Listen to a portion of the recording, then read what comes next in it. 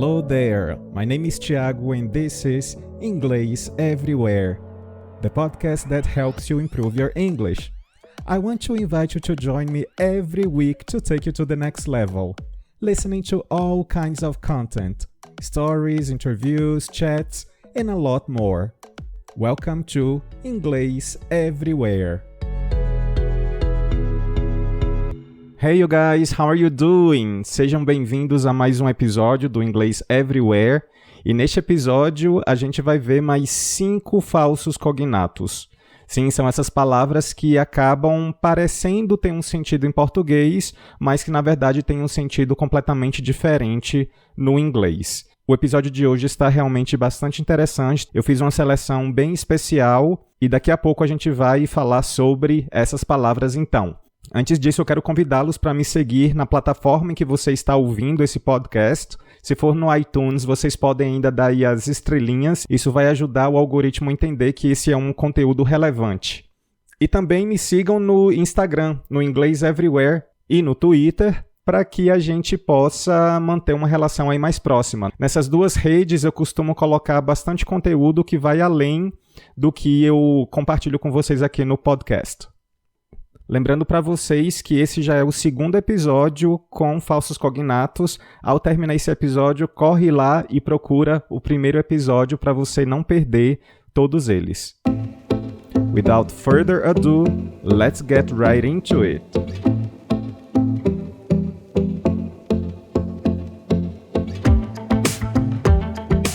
A primeira seleção para o episódio de hoje é a palavra legend. Legend. Então, legend soa como legenda, mas não é legenda. Legend significa lenda. A gente tem, por exemplo, urban legends, lendas urbanas. Alguém ser uma lenda, a gente também usa a palavra legend. Vou dar para vocês agora 2 exemplos. The dance was based on several legends. The dance was based on several legends. A dança foi baseada em várias lendas. Outro exemplo. She's writing a thesis on Irish legend and mythology.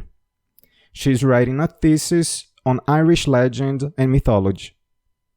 Ela está escrevendo uma lenda sobre mitologia e lenda irlandesa. Cool. So he seemed like a bit of a legend, and I'm glad to say that I'm echoing some of the themes that he talked about. Oh my God. Well, this guy's a legend in my mind. It's my favorite show and he wrote it and. Mas e então, como é que eu falo legenda em inglês? Legenda, subtitle. Subtitle. Talvez vocês já tenham visto essa palavra ao usar o Netflix ou o Prime Video. Porque a gente sempre tem ali a opção de selecionar o idioma da legenda. Vamos a alguns exemplos. I will be speaking clear English. But please remember to switch on the subtitles if you're struggling to follow. Maybe you're watching programs with English subtitles. That's good, but you don't want to rely on the subtitles. A minha segunda seleção é a palavra support. Support soa como suportar algo desagradável, como por exemplo, eu não suporto esse calor, eu não suporto alguém. Eu não suporto alguma ideia ou algum político, mas não é support. O support tem um sentido totalmente oposto. O support significa apoiar, apoiar algo ou apoiar alguém. Por exemplo, she supported her husband through many difficult times. She supported her husband through many difficult times. Então, ela apoiou seu marido durante muitos momentos difíceis. Outro exemplo. Teachers should always support and encourage their students. Teachers should always support and encourage their students. Os professores deveriam sempre apoiar e encorajar os seus alunos. Então, muito cuidado, não coloquem o verbo support para a ideia de suportar. Support significa apoiar. Claro que existem outros sentidos para o verbo, mas a gente vai, aqui nesse episódio, se ater a esse sentido de apoiar. I mean, we've created entirely new classes of drugs thanks to very generous support over many years from the government. So, making gender visible to men is the first step to engaging men to support gender equality. Mas então, como eu diria suportar? Suportar algo ou alguém desagradável. Eu tenho algumas opções. Eu posso usar o verbo bear. O bear que tem a mesma soletração da palavra urso. B-E-A-R. B-E-A-R. Eu posso também usar o verbo stand. Ou também eu posso usar o verbo endure. Endure. Vamos ouvir alguns exemplos com o uso desses verbos. If one by one, the working mothers of this country were to decide that they can't bear to do this thing more than once. They just can't stand the fact that I'm, good looking, humble, and well-traveled. How do we bear the unbearable? How do we endure our suffering?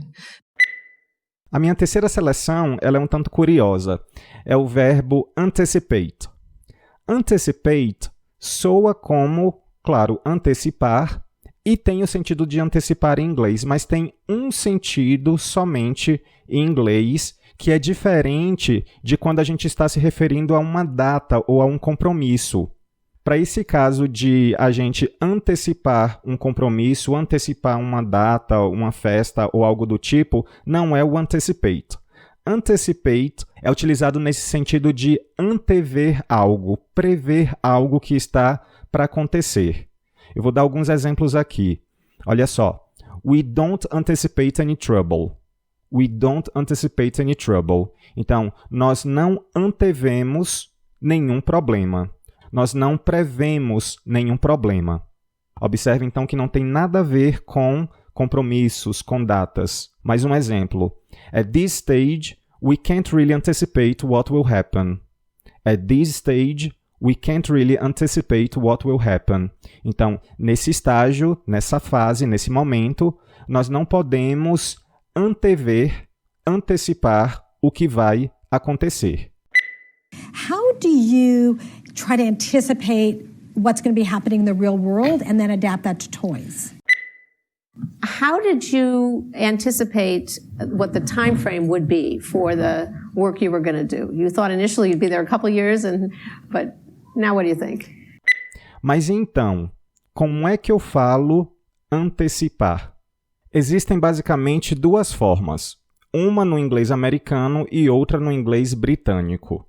No inglês americano, a gente usa o phrasal verb move up. Por exemplo, to avoid staying too late tonight, we should move the meeting up a few hours. To avoid staying too late tonight, we should move the meeting up a few hours. Para evitar ficar até muito tarde hoje à noite, nós deveríamos antecipar a reunião em algumas horas. Bom, então, no inglês americano, move, o compromisso, up. Já no inglês britânico, a gente usa o phrasal verb move forward. Move forward. Por exemplo, the elections were brought forward by 3 months. The elections were brought forward by 3 months. As eleições foram antecipadas em 3 meses. Mas olha só, na dúvida, usem o verbo reschedule. Reschedule, que é remarcar. Só que nesse caso, pode ser antecipando ou adiando. Só não usem o verbo anticipate, tá? Que o sentido é diferente. The last thing I want to talk about is the meeting schedule. So we were asked to move up the December meeting because I think we were on break. So we went from December something up to December 4th. The development of these sites has been brought forward by 6 years. A minha quarta seleção é a palavra prejudice. Prejudice soa como prejuízo, mas prejudice significa preconceito. Isso mesmo, preconceito. Vamos a alguns exemplos. Their decision was based on ignorance and prejudice. Their decision was based on ignorance and prejudice. A decisão deles foi baseada em falta de conhecimento e preconceito. Outro exemplo. Much of the prejudice against gays has come directly from religions. Much of the prejudice against gays has come directly from religions. Muito do preconceito contra os gays vem diretamente das religiões, tem a origem nas religiões. Observem esse collocation, prejudice against. Prejudice against, então preconceito contra. Women, gays, black people, dentre outros exemplos. Actually, I'm older than I look, and I don't like to talk about my age because I feel there's a lot of prejudice, so I'm not going to tell you how old I am. You can find out easily. It's not just African Americans. There's a study looking at anti-gay prejudice in the United States. And for LGBT populations who live in communities of higher anti-gay prejudice, their death rates are 3 times higher than those who live in communities of low levels of anti-gay prejudice. Bom, mas então a gente tem a palavra prejuízo. Como é que eu falo prejuízo? Prejuízo, para começo de conversa, tem vários sentidos em português. Eu vou me ater aqui ao prejuízo financeiro, uma perda de dinheiro, uma perda de lucros, por exemplo. Então, prejuízo neste sentido financeiro, tá? É interessante vocês observarem que eu estou sempre contextualizando. Eu sempre estou falando dentro desse contexto, para essa situação eu uso tal palavra. Então tomem cuidado para não pegar essas palavras assim isoladamente e aplicarem em sentidos diferentes, em contextos diferentes, porque pode ocorrer e certamente deve existir uma palavra específica para esse uso. Então, prejuízo no sentido financeiro, perda de dinheiro, perda monetária, a gente usa a palavra loss. Loss, que é o substantivo do verbo lose, de perder, tá? Então, é uma perda, é um prejuízo. Por exemplo, the company has announced net losses of $1 million. The company has announced net losses of $1.5 million. Observem que eu falei aqui losses porque é o plural. A empresa anunciou perdas líquidas de $1.5 milhão. It's not just the financial loss, perhaps, of that information, but it's everything from the cost to respond to that incident. You're going to lose between 10 and as much as 30% of the water that the plant treats is going to be lost in the system. That's a tremendous loss of money. A minha última seleção é a palavra beef. Beef, que soa como o nosso bife. No entanto, a palavra beef ela é uma palavra bem genérica em inglês para se referir à carne bovina como um todo, e não ao corte da carne especificamente. Então, por exemplo, he's a beef cattle farmer. He's a beef cattle farmer. Ele é um fazendeiro de gado de corte. I'm wondering whether to have the fish or the beef. I'm wondering whether to have the fish or the beef. Eu estou na dúvida se eu quero peixe ou carne. Que não seria uma frase que eu usaria, já que eu não como mais nenhum tipo de carne já há algum tempo. And we could eat chicken rather than beef, and that would have an enormous impact. So there was sort of a switch from beef to chicken, and there was sort of a switch from food that was high in fat to food that was low in fat, but Mas então, como seria o nosso bife, o corte da carne, no formato de bife? Nesse caso, a gente fala steak. Steak. Vejamos um exemplo num restaurante. Digamos que o garçom te pergunta: How would you like your steak, sir? Rare, medium or well done? Então, como você gostaria do seu bife? Rare, medium or well done? O rare equivale ao mal passado. Medium or medium rare equivale ao ponto. E o well done equivale ao bem passado. Lembrando que o steak não é aquele bife fininho que a gente tem de costume aqui no Brasil. O steak já é um corte mais grosso da carne. The terrible Ted Bundy did pretty much the opposite, ordering a steak cooked medium rare, eggs on the side.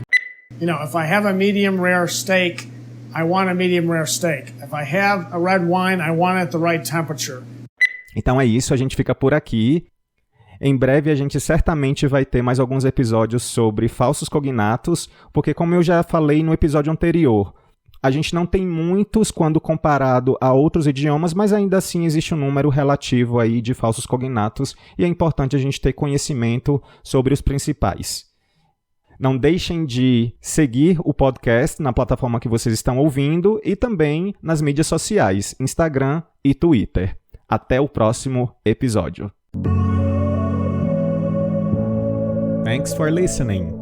You can send me suggestions on Twitter, Instagram, or by voice message. Also, follow us on your favorite streaming platform to check out for the next episode.